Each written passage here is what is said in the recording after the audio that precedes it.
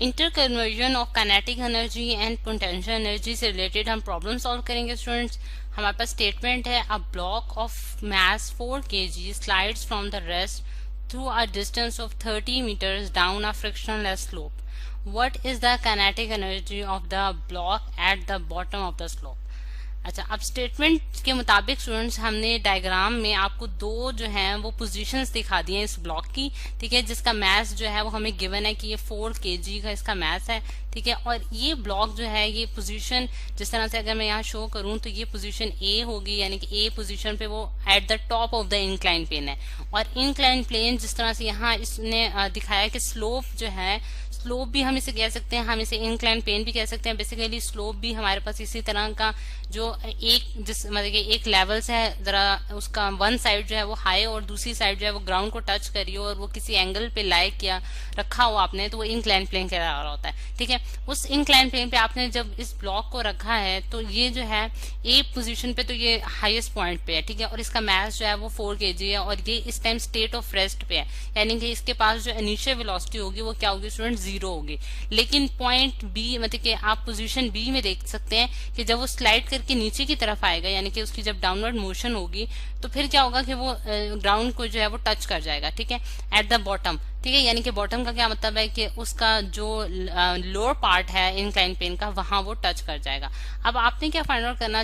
मतलब कि स्टेटमेंट के मुताबिक अगर हम डाटा लिखें स्टूडेंट्स तो हम ये लिख सकते हैं कि हमारे पास एक तो हमें मास गिवन है जो कि हमारे पास 4 kg का है इस ब्लॉक का, और फिर उसके बाद हमें ये भी बताया गया है कि हमारे पास जो डिस्टेंस इस ब्लॉक ने ट्रेवल किया है वो हमारे पास 30 meters का डिस्टेंस है। और हाइट भी जिस तरह से फिगर में हमें दिखाई जा रही है कि हाइट भी हमें गिवन है जो कि 5 meters है, यानी कि इस इंक्लाइन प्लेन की जो मतलब कि आप ग्राउंड से जो जितना ही ऊपर है, एक उसका मतलब एक एंड जितना ऊपर है वो 5 meters जो है ना वो हाइट पे लाई कर रहा है, ठीक है। और फिर उसके बाद हम ये भी जानते हैं कि हमारे पास जो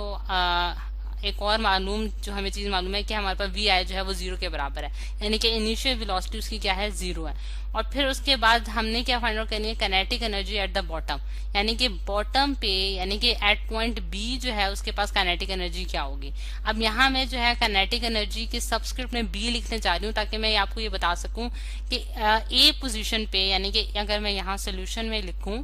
सोल्यूशन में अगर हम देखें स्टूडेंट्स तो हमारे पास क्या होगा कि kinetic energy at point A जो है वो क्या होगी, हमारे पास 0 होगी। क्यों 0 होगी, क्योंकि हमारे पास वो स्टेट ऑफ रेस्ट में थी, यानी कि उसने अपनी जो अपना जो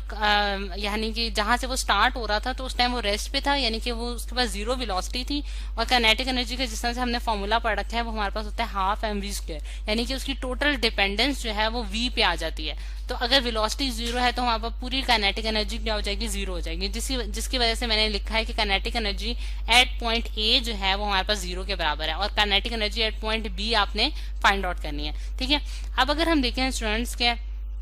हम काइनेटिक एनर्जी कैसे फाइंड आउट कर सकते हैं, काइनेटिक एनर्जी का जो फॉर्मूला है वो हमारे पास होता है हाफ mv², ठीक है। अब हमें फाइनल वेलोसिटी भी मालूम नहीं है, अगर मैं दोबारा यहाँ काइनेटिक एनर्जी का फॉर्मूला लिख देती हूँ, kinetic energy is equal to half mv², ठीक है। अच्छा, अब अगर हम देखें तो हमें मास मालूम है लेकिन वेलोसिटी मालूम नहीं है, इस वजह से हम काइनेटिक एनर्जी नहीं निकाल सकते। तो उसके लिए हम क्या करेंगे कि हम सिंपल जो है वो इंटर कन्वर्जन और काइनेटिक एनर्जी और पोटेंशियल एनर्जी का कॉन्सेप्ट यूज करेंगे। अगर हम देखें स्टूडेंट्स के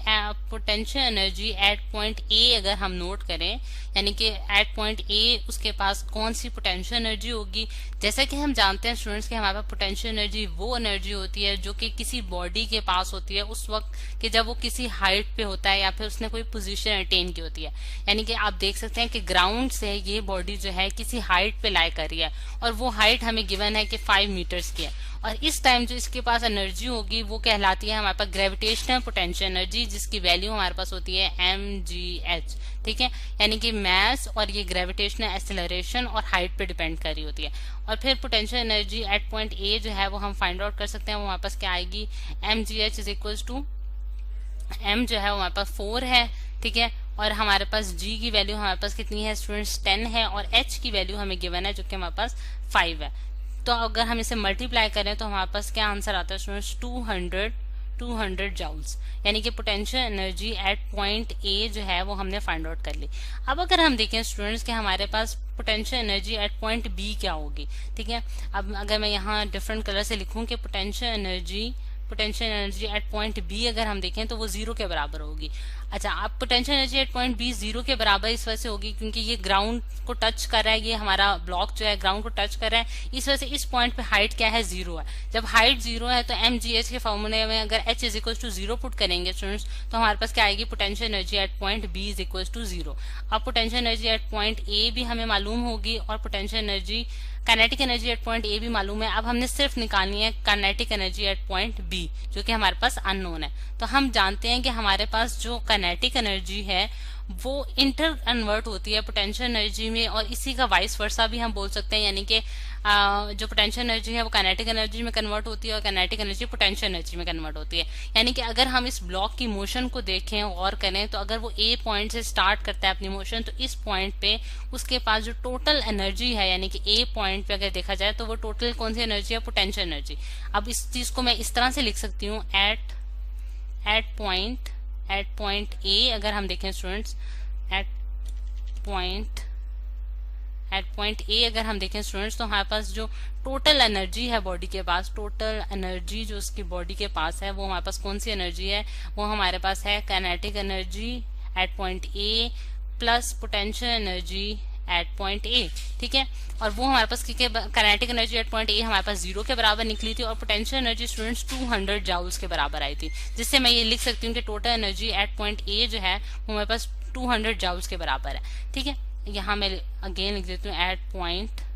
पॉइंट ए की हम बात कर रहे हैं। अब अगर हम देखें कि अब एट पॉइंट बी अगर हम देखते हैं, दोबारा मैं फिगर की तरफ वापस आती हूँ, यानी कि इस पॉइंट पे मैं अब बात करने लगी हूँ। जब वो ब्लॉक जो है वो अपना स्क्रॉल डाउन होके यानी कि नीचे की तरफ जो है वो बी पॉइंट पे पहुंचता है तो उस पॉइंट पे हमारे पास हम जानते हैं कि पोटेंशियल एनर्जी हमारे पास 0 हो जाती है और काइनेटिक एनर्जी जो है वो हमें मालूम नहीं है। तो हमारे पास जो total energy at point B बनती है, total energy at point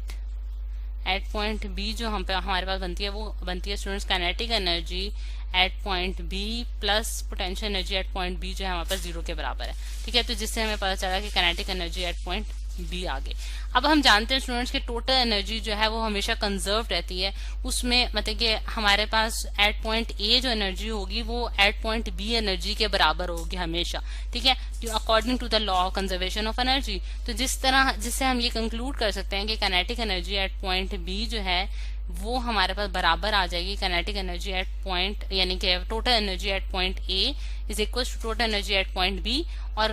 total energy at point A जो है वो हमारे पास कितनी निकले स्टूडेंट्स, 200 जाउल्स। तो ये बराबर आ जाएगी total energy at point B जो कि काइनेटिक एनर्जी एट बी के बराबर है, जो जिससे हमने कंक्लूड कर लिया कि हमारे पास जो काइनेटिक एनर्जी है एट पॉइंट बी वो भी 200 जाउल्स के बराबर होगी। जिससे हम अगर हम ये देखें स्टूडेंट्स कि हमारे पास potential energy at point A जो है वो 200 जाउल्स थी और kinetic energy at point B भी हमारे पास 200 जाउल्स आ गए, जिससे मुझे ये पता चल गया स्टूडेंट्स कि हमारे पास बेसिकली जो ए पॉइंट पे उसके बाद पोटेंशियल एनर्जी थी वो इंटर कन्वर्ट होके, जब वो मोशन में आई बॉडी तो इंटर कन्वर्ट होके वो काइनेटिक एनर्जी में चेंज होगी। यानी कि अगर उसके पास 200 जाउल्स की पोटेंशियल एनर्जी थी एट पॉइंट ए तो वही 200 जाउल्स की एनर्जी जो है वो काइनेटिक एनर्जी में कन्वर्ट होगी है जब ब्लॉक जो है वो स्क्रॉल डाउन होके नीचे वाली पोजीशन पे आएगा, यानी कि बी पोजीशन पे आएगा। तो इससे इस तरह स्टूडेंट्स हमने ये प्रॉब्लम जो है वो सॉल्व कर लिया है।